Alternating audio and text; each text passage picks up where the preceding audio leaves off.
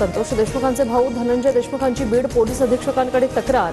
आरोपी वाल्मिक कराडला कोठडीत VIP treatment, तुरुंगात कोणीही सहज भेटायला येत असल्याचा आरोप। भेटीला येणाऱ्यांचीही चौकशी करण्याची मागणी।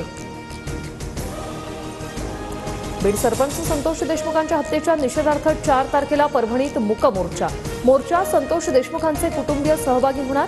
मनोज जरांगे, सुरेश धस, बजरंग सोनावणेही उपस्थित राहणार।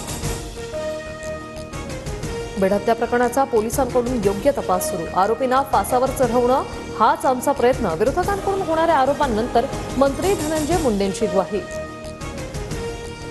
बीड हत्या प्रकरणात एसआयटीच्या अहवालानंतर धनंजय मुंडेंच्या राजीनाम्याबाबत निर्णय। राधाकृष्ण विखे पाटलांची सूचक प्रतिक्रिया। बीड हत्या प्रकरणाचा तपास पूर्ण होईपर्यंत मुंडेंनी राजीनामा द्यावा। आमदार प्रकाश सोळंके यांची मागणी। तर प्रकरणाशी माझा कोणताही संबंध नसताना राजीनामा का देऊ? मंत्री धनंजय मुंडेंचा सवाल।